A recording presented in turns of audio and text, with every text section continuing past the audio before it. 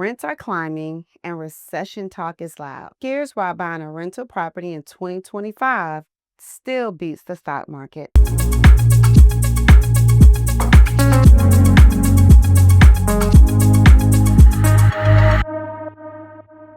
I'm Arlesia Jones, a local mortgage broker and commercial lender. And I'm here to give you some tips and tricks on why purchasing a rental home in 2025 still makes money. We're going to go over a few points on why purchasing investment property still works and how you can do it. Rent is up in most states. Now, it may not be up in a state that you know, but guess what? You don't want to just look at rental and investment property only in your local market.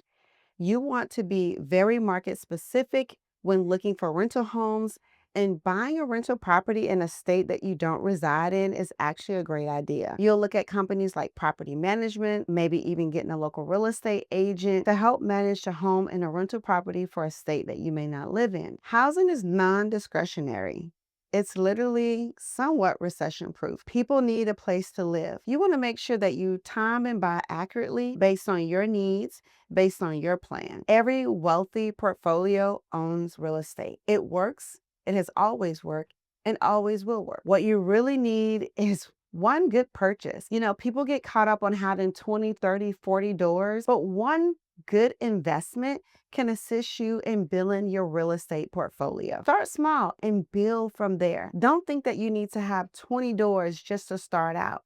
You may not need to buy an apartment complex for your first investment. You need one purchase. Get yourself stable income, good credit, and a down payment to do that. Most investors qualify off W-2 income to buy their first investment property. Most people, when buying their first investment home, or at least on the beginning side of getting into investing, they purchase using a regular conventional mortgage. I just helped a client and she closed on her fourth home, all using taxable W-2 income. There are also DSCR loans, which qualify off the rent roll and not necessarily your income, but it does require a little bit more down. And when we talk about the financing options when it comes to investment, don't forget the live and stay and turn into an investment home strategy. People misunderstand that you can live in a home for a year, purchasing an FHA mortgage, converting that mortgage over to a conventional property, which then turns it into a rental home for you, and using the FHA mortgage to buy another home.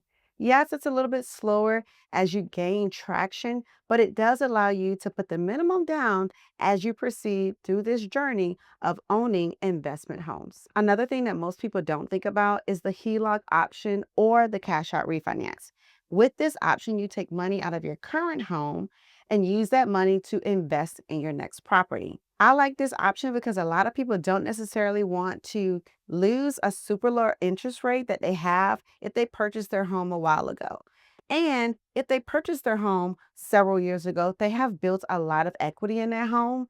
And so they're able to pull out the equity, but they don't want to change that mortgage payment with that low rate, which is understandable. So pulling out a HELOC would be an ideal situation. I had a client several months ago who pulled out $250,000 in a HELOC, and they used that to build several duplexes that they are selling. Now, we talked about at the beginning of this video about if you're trying to get into investment, you may not have anything local in your local market. You want to start there though. Look locally, right? Because when you purchase this investment home, you want to spend as little money as possible out of pocket owning the home, and you want to be able to make money so that that tenant can pay off the mortgage and so that you can have overflow into your bank account. So start local, look to see what's in your market. If your market doesn't work for you to buy an investment property, then start to expand out. You know what? The closer you are to where you currently live as you expand out, the better. But don't be afraid to go at an even further distance that works for you so that the numbers work to make sure that you are building enough equity in your home based on the amount that you can charge your tenant for rent and based on the amount that you can purchase that investment for. One of the things that you want to make sure you know is know your numbers as you get into this game of real estate. Know your rent, know your market, know your mortgage, know your taxes, know your insurance, know all of these things based on the property that you're going to buy. As you're exploring these financing options, as you're exploring whether or not to take out a HELOC, do a cash out, as you're exploring different ways for you to purchase this home, you want to make sure that you know your numbers as you start out in this game. And even if you purchase one or two properties, you're still kind of novice in the investment arena. So these are still things that you can take into consideration if you want to scale and develop and build an even greater real estate portfolio. And here's a point that is super important that a lot of people don't really think about, but it's really a rookie mistake. It's something that we see with maybe novice investors or people who haven't really purchased their first investment home, and that's trying to time out the market and even over improving on the home that you purchased. The best time to buy, and I think this is a saying, but it holds true. The best time to buy is when you're able to afford it. Time in the market is something that honestly you really can't do because you don't necessarily know the future. So we don't know what's going to happen tomorrow, but we do know what's available today. Take advantage of that opportunity. And as you get into this arena, remember, you don't want to over improve on the home. Yes, you want it to be livable. You want to have good habitable conditions for your tenant, but don't think over improving on an investment home that someone may not take care of as good as you. And remember, it's an investment home. People get really emotionally attached to the properties that they own.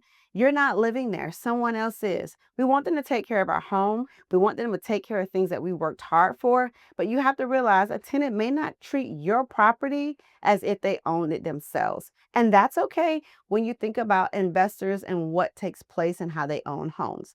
But what you also have to realize is that sometimes how people take care of their home may be less of a standard than how you take care of your home, but that doesn't mean that they're not taking care of it. And as we talk about these rookie mistakes, don't forget to, again, know your numbers. Think about property management costs. Think about the things that can come up behind play. Think about vacancy costs. If that home is vacant for any period of time, will you be comfortable carrying over that mortgage? If there are repairs and things that need to be made, how are those things are going to be handled is super important. And kind of final, but not necessarily least, becoming a landlord. When you purchase this home, are you going to put it in your name or an LLC? Becoming a landlord is super important. You want to protect your personal asset. You need to be really aware of the laws of the land in your area. Tenant law is very specific. It's not cookie cutter. It's not one law across the board. How a tenant law is in the state of Florida is different from the state of Georgia, New Jersey, etc. You want to make sure you know your tenant law because becoming a landlord is becoming an entity. It's becoming a business. You don't want to get sued and get in trouble with housing because of things that you weren't aware of. Listen, run your numbers, pull your credit, know where you are, and comment below with any questions that you may have about how to get started, and I'll definitely answer them.